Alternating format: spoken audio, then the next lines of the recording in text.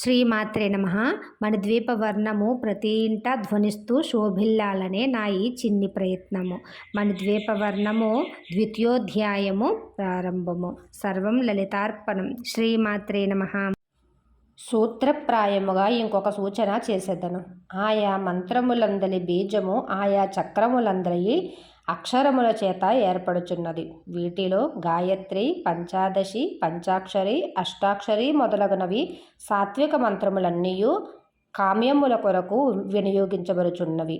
రాజస మంత్రములన్నీయు ఇతరులను బాధించు మారణ మంత్రముల తామసములనియు విభజించబడినవి. వీటి ఉపపత్తి మందు చెప్పబడుచున్నది. దానికి నిదర్శనమేమనగా, కాళ్ళు చేతులైనా కదుల్చుటకు శక్తి లేక నోరావలించుకొని పడియున్న శవమును చూసినను, నిర్మానుష్యమైన మరుభూమిని చూచినను స్త్రీలకు భయమిట్లు? అనేక వేల యోజనముల దూరమునున్న సూర్యుని కాంతిని చూచిన మాత్రాన సంకేరుహలకు వికాసమెట్లు? కొండలు పిండి కొట్టినట్టు మహత్తర శక్తికి తుపాకీకి మందుకెట్లు? ఈ హంసములన్నీయు సవితర్క సమాధియం దారితేరిన మహానుభావులెరుగవలసినదే కాని హృదాలాపముచే తెలియబడనేరదు. సంగీత విద్వాంసులు పల్లవి పాడినప్పుడు సర్వకల్పన చేయుట మనము వినుచూనేయున్నాము. అట్టి అర్ధశూన్యములై కేవలము ధ్వని మాత్రకములైన సరిగమలు ఆయా రాగభావములతో చేర్చి పాడబడిన మాత్రమున చేత సుఖమును నిచ్చుచున్నది. కేవలము ధ్వని మాత్రమునైన శిశురోధనము దైన్యమును బట్టించుచున్నది. సర్వభేదము కలిగిన కేవలము ధ్వనిములోనే ఇంత మార్పు కలుగుచున్నదే. ఇట్లుండ గంభీరార్థపబోధకము చేయు మంత్రము యొక్క సామర్థ్యమేమని చెప్పగలను? ఉపాసనాదారుఢ్యము కలిగిన పిదప చిత్తమే కాయత్తమై తదాకారకారాదిమగుచున్నది. కళ్యాణీ రాగములో ప్రతి మధ్యమందు ఒక్క కళ తగ్గిన శంకరాభరణమగును. ఇక్కడ సంగీత శాస్త్రము కొంచెము చెప్పక తీరదు. మేళకర్తలు మొత్తము 72. వీటినే జనక రాగములందురు. వీటి యందు అనేక వేల రాగములు పుట్టుచున్నవి. ఇవి జన్య రాగములగుచున్నవి. వీటినే మన శరీరమందు 72,000 నాడులు కలవు.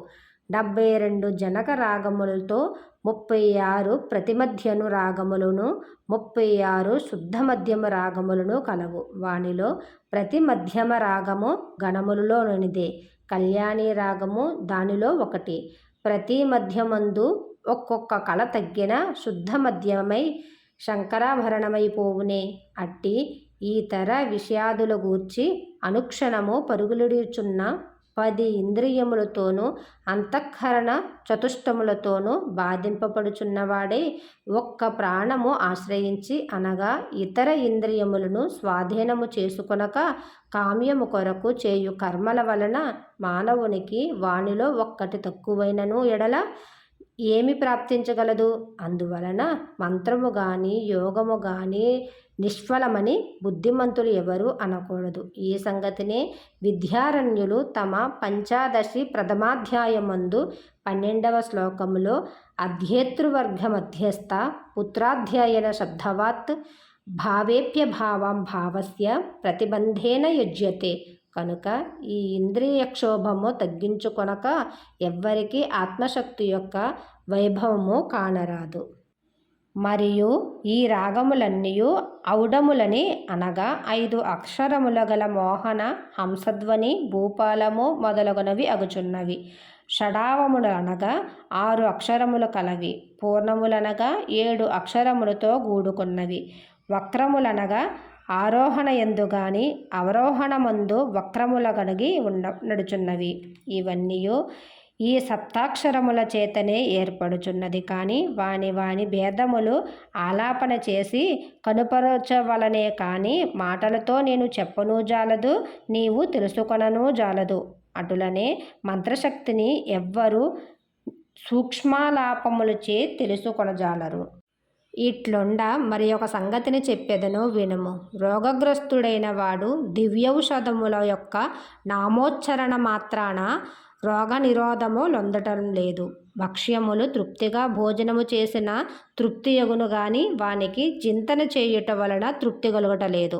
యథాశాస్త్రముగా నాడు దానిని వివాహమాడి కాపురము చేసినా గాని కేవలము కథాలాపముచే సంతానము కలుగనేరదు. ఏలననగా ఆయా కర్మఫలము వలన ఆయా కార్యసిద్ధి ఎగుట గాని వృధాలాపముచే ఏమియూ గానరాదు. మణిద్వీపవర్ణము ద్వితీయోధ్యాయము మరో వీడియోలో తెలుసుకుందాం. సర్వం లలితార్పణం. శ్రీమాత్రే నమః.